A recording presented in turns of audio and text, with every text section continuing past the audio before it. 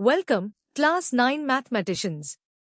Today, we are diving deep into the fascinating world of four-gons, or quadrilaterals.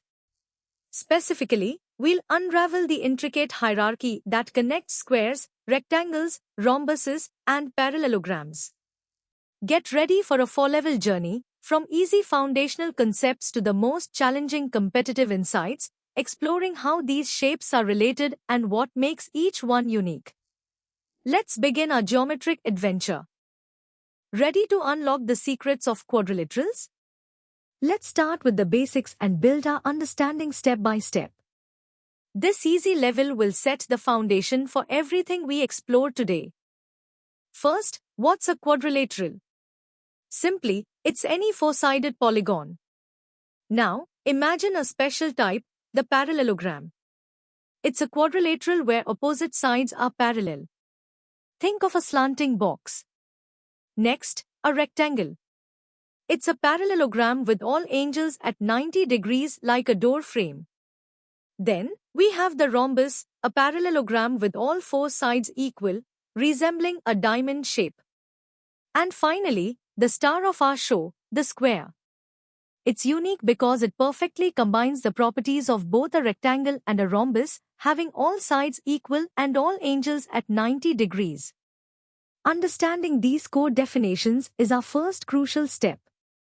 Now, let's understand how these shapes fit into each other, like Russian nesting dolls. A square is always a rectangle because it has all the properties of a rectangle, four right angles and opposite sides parallel. But not all rectangles are squares, only those with equal sides are.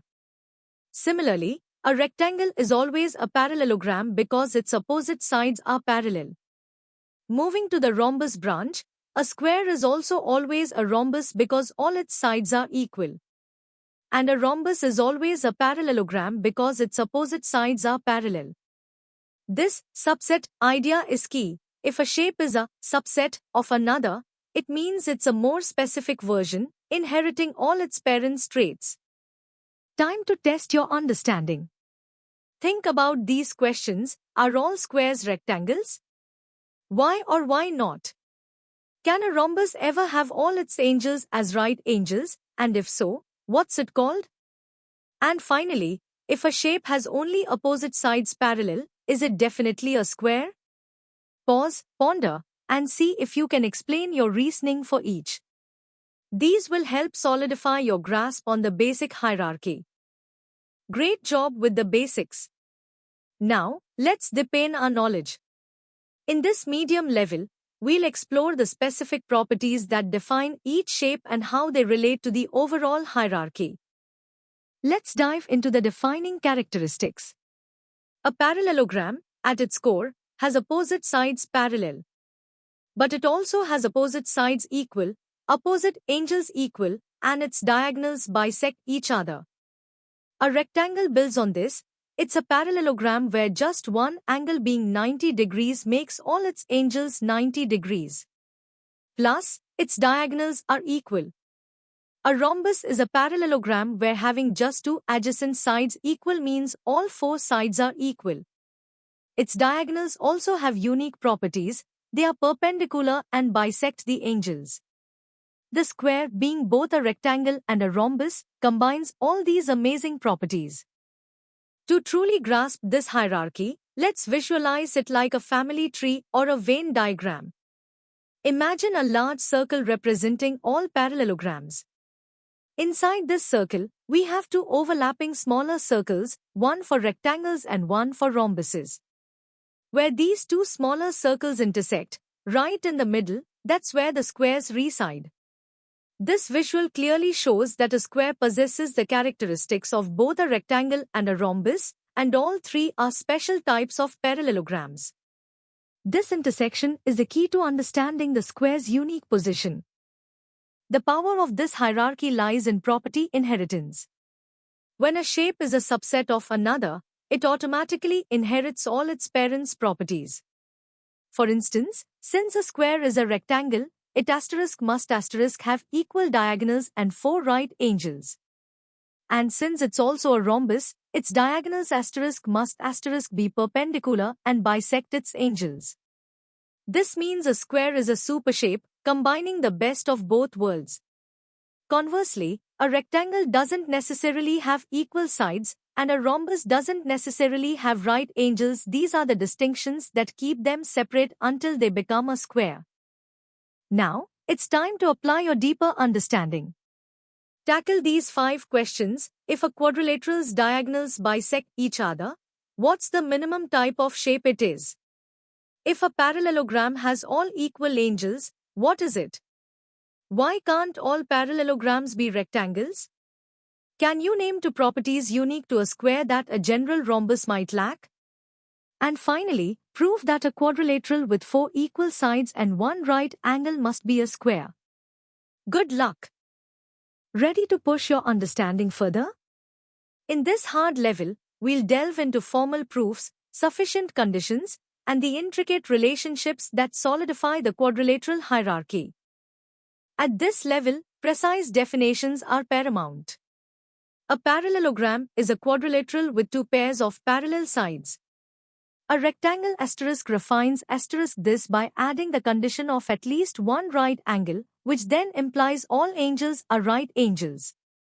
A rhombus refines the parallelogram by requiring at least 2 adjacent sides to be equal, ensuring all 4 sides are equal. The square is the ultimate refinement, being both a rectangle with equal adjacent sides and a rhombus with a right angle.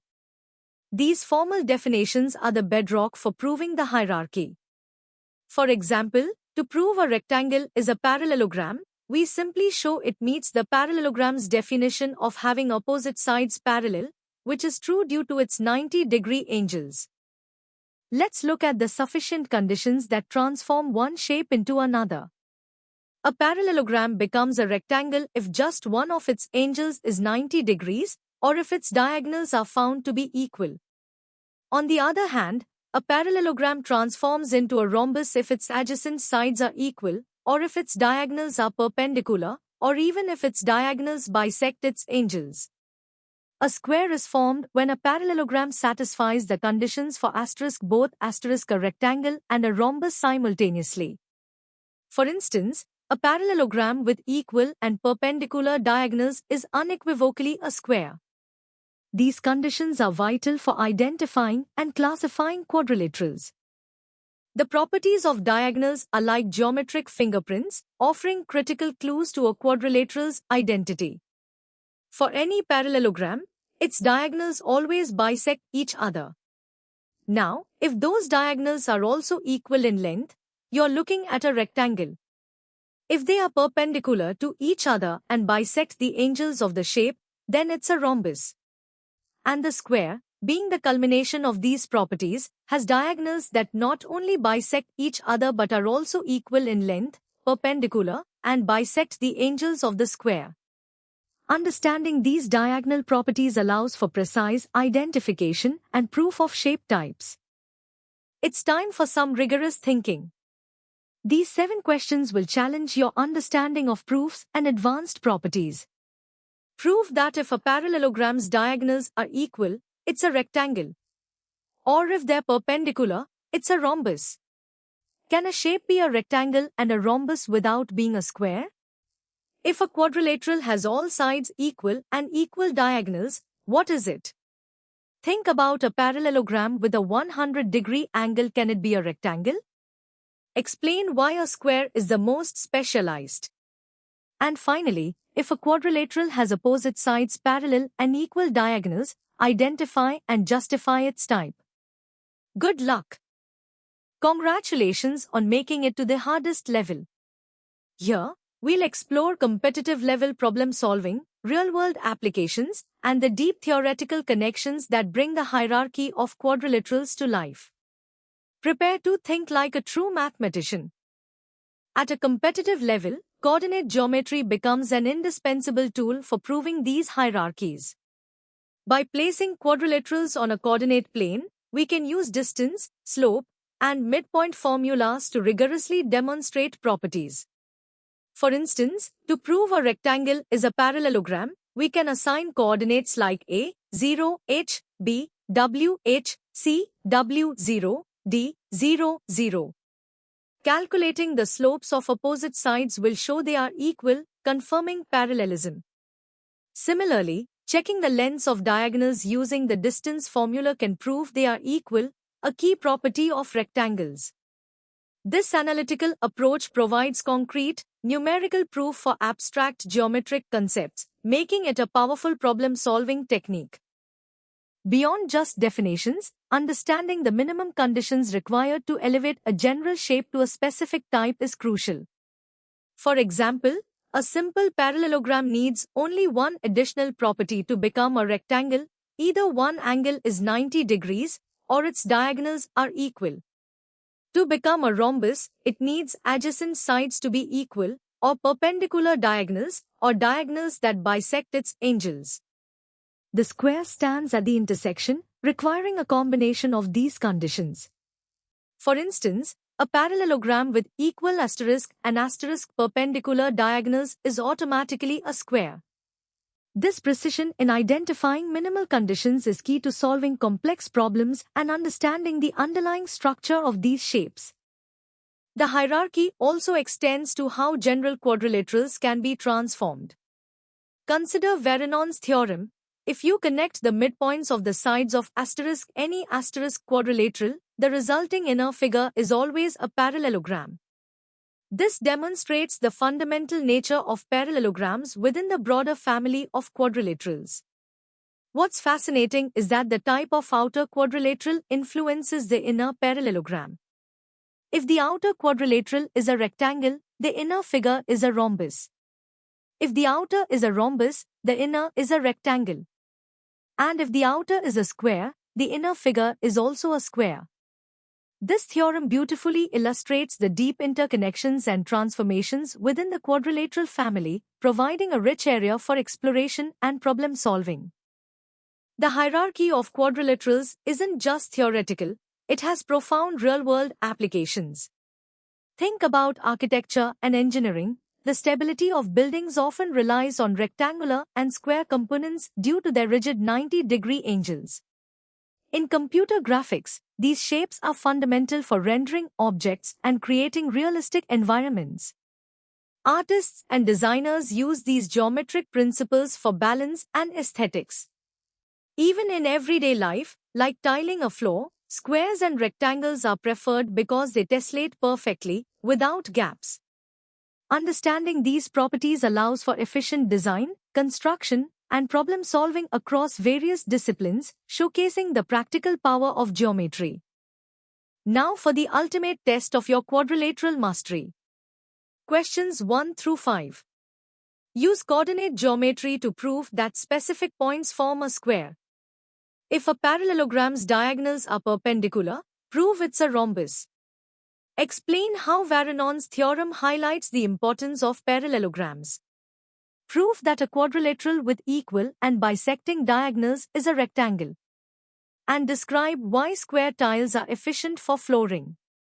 Take your time, apply all you've learned, and showcase your problem-solving skills. Let's continue with questions 6 through 10. Consider a town planner designing a park with a rhombus shape. What property helps with a specific path length? If a quadrilateral has a 90-degree angle and all sides equal, what is it? A carpenter builds a window frame, equal diagonals, unequal adjacent sides. Is it rectangular? Why are squares special cases of both rectangles and rhombuses?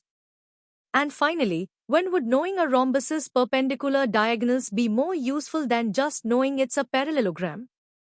These challenges will solidify your understanding and prepare you for any geometric problem.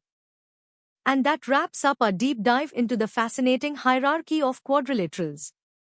From basic definitions to advanced proofs and real-world applications, you've explored how squares, rectangles, rhombuses, and parallelograms are intricately connected. Keep practicing these concepts, as they form the backbone of many geometric problems. For more such engaging and comprehensive educational content, make sure to visit synapse.omaps.in. Don't forget to like this video and subscribe to our channel for more amazing learning journeys. See you next time.